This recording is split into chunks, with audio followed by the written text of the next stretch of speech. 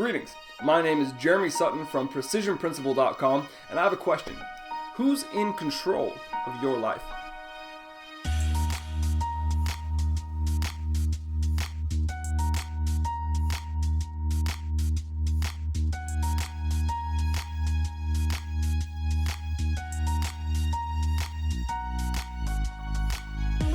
Now, some people feel like they are in the driver's seat of their own lives, like they can direct their lives in whatever direction they choose.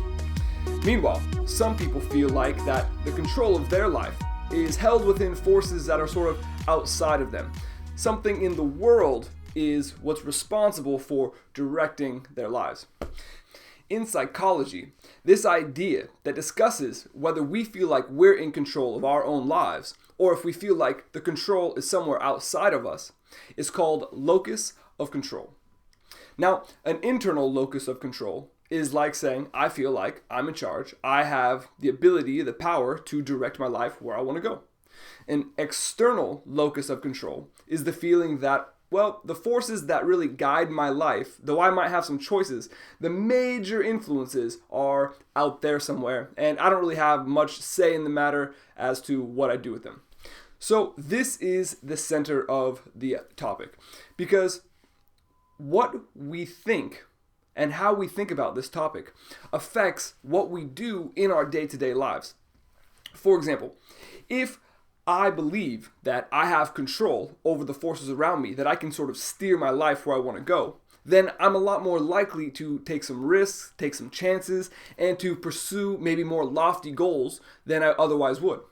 By contrast, if I think that the control of my life is largely held up in matters outside of my control, well, then I'm probably going to play it safe because, well, if I go out there, it's not in my hands anyway. What can I do about it? Just little old me. The whole world's big out there. It might crush me. It's dangerous. So I got to be careful and protect what I can and stay sort of close and reserved. So the point is that the way that we fall down on this issue makes a difference. Now, there's no one right way to see the world. There's no one right way to approach this question. However, in any situation, we can definitely say, what are your goals and which of these mindsets are more likely to take you there? So, for example, if you just want to kind of relax, have a hands-off approach, and go with the flow, then leaving the external locus of control might be the best way to go. However, if you have some goals that you want to accomplish in life, then taking active steps to internalize the locus of control can actually be a powerful step in making things happen in your life or just in the situation around you. So what can we do if we want to internalize the locus of control? Well, the first thing that we can do is just to actively look for ways that we can take responsibility for the outcomes in our lives. And let's face it, there's so many things that simply aren't fair. And there's so many situations that are less than ideal, that a lot of the times we walk into a situation and somebody else made a mistake, and then here we are left with the results of that misstep, right? So in this situation, maybe the results literally are someone else's fault. Someone else caused this situation. But either way, who's left with the results? Well, we are.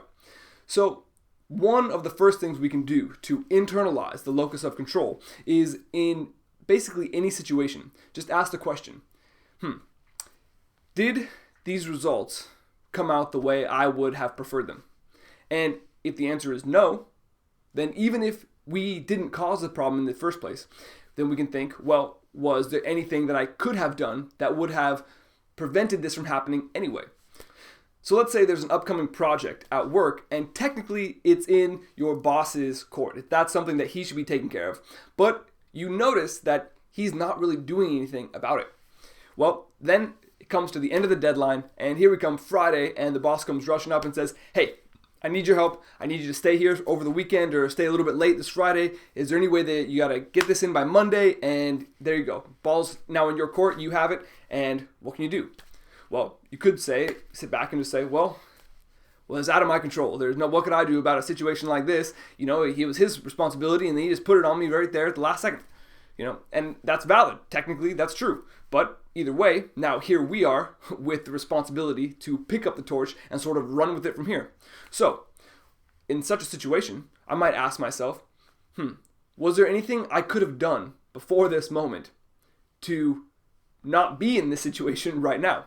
And sometimes the answer is simply no, because let's face it, some things are legitimately out of our control, and there is or was nothing that we could have done to alter the course.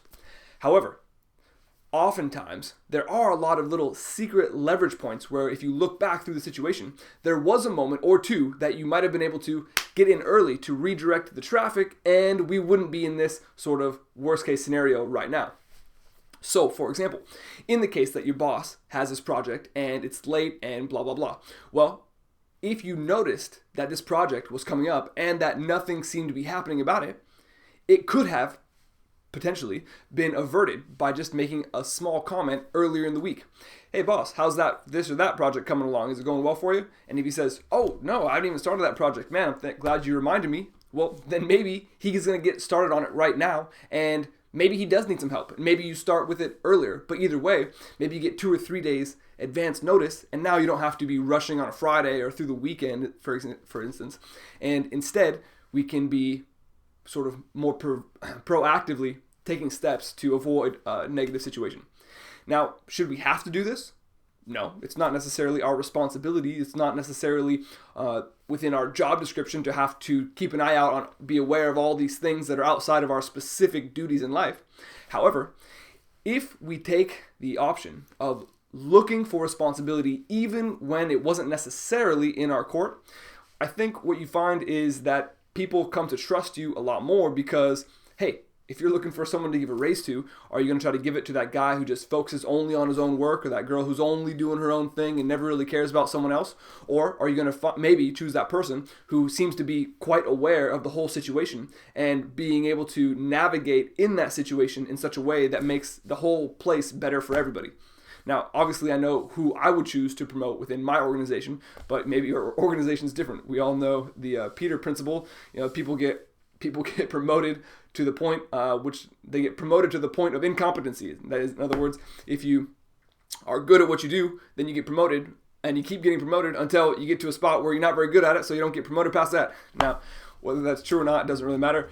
But the idea is this, that if we accept greater levels of responsibility, then it's more likely than not that we're going to be able to handle more and more as we go. And when we come to these situations again and again, we're going to be able to make improvements whenever we kind of run into a little snag, run into a hitch in our giddy up. We're going to be able to say, hey, what could I have I done that was different than this, and would that have made a difference? So today we talked about locus of control and whether it's inside of us or if it's somewhere out there. And then we talked about some ways that we can internalize the locus of control and help ourselves make improvements, make gains on day-to-day actions, and really to achieve better outcomes in a lot of different parts of our lives. So thank you for joining me. Go ahead and answer. I got a question in the comments. Do you have more of an internal or an external locus of control? And which one do you think works best for you? Do you prefer the internal? Do you prefer the external? What about a combination of the two? I'd like to hear your thoughts. In the meantime, go ahead and join me at precisionprinciple.com. Go ahead and click subscribe down below, and I will hit you up with some ongoing information, weekly tips, tricks, and techniques to stay on our game. And in the meantime, keep learning, keep growing, and make every day count.